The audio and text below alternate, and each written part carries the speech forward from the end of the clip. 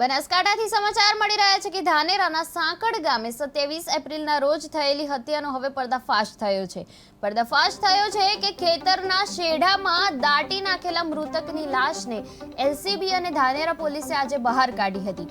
3 આરોપીઓમાંથી 2ની ધરપકડ કરી લેવામાં આવી છે. ત્યારે મૃતક વેલા ઠાકોર ખેતરમાં ભાગિયા તરીકે મજૂરી કરતો હતો.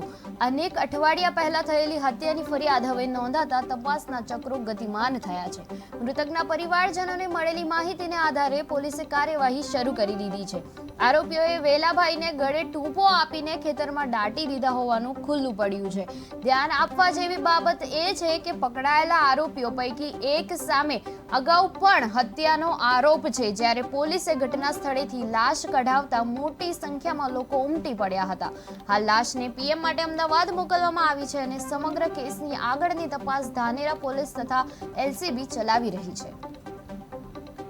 કરસનજી ગામ ડેલ તાલુકો થરાદ. આ લોકો કચ્છમાંથી મારા કનાયા ભાગ કે મને કે મામા ગમે જગ્યા દેવ મારા ધર્મેલું કરે છે.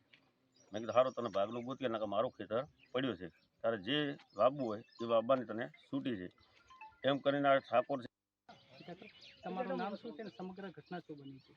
મારું નામ છે મુકેશભાઈ જમનાભાઈ ભીલ માજીરાણા, રહેવાસી ચાળવા ગામનો. હાલે હું છું ડેલ ગામ. સમગ્ર ઘટના એ બની કે મારા શાળાની આ શોધખોળ કરતા મેં એમને પૂછપરછ કરીને કે આ શું ઘટના બની છે.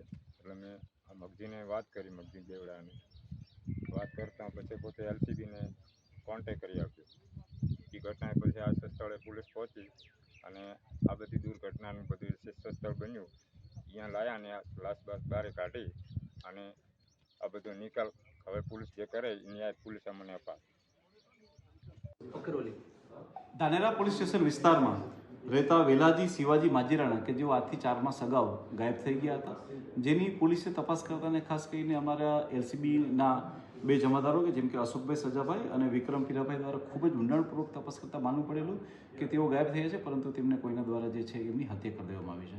આ વસ્તુની જાણતા થતાં ટેકનિકલી અને હ્યુમન ઇન્ટેલિજન્સથી ખૂબ ઊંડાણપૂર્વક તપાસ કરતા મુખ્ય આરોપીઓ એ છે હીરાજી ઉર્ફે ચકા કેસનજી ઠાકોર અને શંભુજી ઠાકોર કે તેમના તકે જેઓ લાખણી ખાતે રહે છે. તે બંને દ્વારા જે છે એ આરોપીને આડા સંબંધ હોય પોતાની ભાભી સાથે તે બાબતે શંકા અને વહેમ રાખી અને તેનું ગળું દબાઈને હત્યા કરવામાં આવી.